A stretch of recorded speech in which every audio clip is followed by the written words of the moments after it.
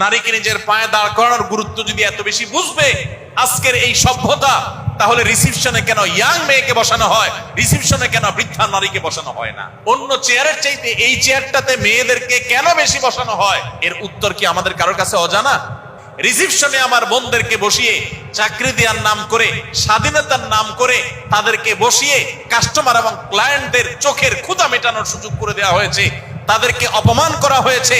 পশ্চিমা দুনিয়ার নারীরা বুঝে গেছে, এই জন্য দলে দলে তারা ইসলামের ছায়া তলে আসে। পুরান পাগলে ভাত পায় না, নতুন পাগল জুটছে। ওই সমস্ত দেশের মানুষ তথাকথিত নারী অধিকারের নাম দিয়া ইসলাম আর মুসলমানদেরকে আসামির কাঠগড়ায় দাঁড় করাইয়া তারা এই সমস্ত প্রচারণা করে বহু আগে শেষ করেছে। তাদের নারীরা এখন বুঝতে শুরু করেছে, হায় হায়, এ তো শুভঙ্করের ফাঁকি। নারীকে যদি স্বাবলম্বী করা, নারীকে নিজের পায়ে দাঁড় করানোর গুরুত্ব যদি এত বেশি বুঝবে আজকের এই সভ্যতা, তাহলে রিসিপশনে কেন ইয়াং মেয়েকে বসানো হয়, রিসিপশনে কেন বৃদ্ধা নারীকে বসানো হয় না?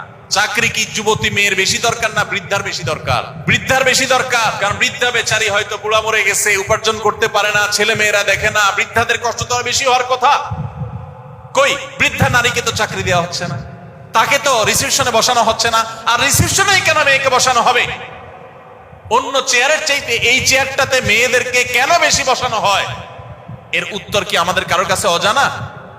যত কাস্টমার আসবে, যত ক্লায়েন্ট আসবে, যত ভিজিটর আসবে, যত গেস্ট আসবে, যত লোক প্রবেশ করবে রিসিপশনে, ওই যুবতী মেয়েকে, রিসিপশনে কোনো কুশ্রী বিশ্রী কোনো মেয়েকে চাকরি দেয় না, দেয়?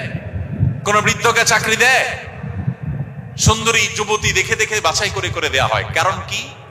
উদ্দেশ্য কি? তাদের আবার সাজগোজ করে আসতে হয়, মন মতো আসলে হয় না। আপনি আজ পর্যন্ত কোন রিসিপশনে কোন বোরকা পরা নারীকে দেখছেন?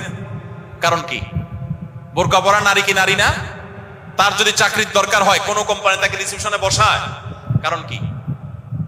কারণ কাস্টমারকে এই রিসিপশনে বসানো নারীকে দেখিয়ে কাস্টমারকে খুশি করার সুযোগ ওই পর্দাসীন নারীর দ্বারা তো হবে না।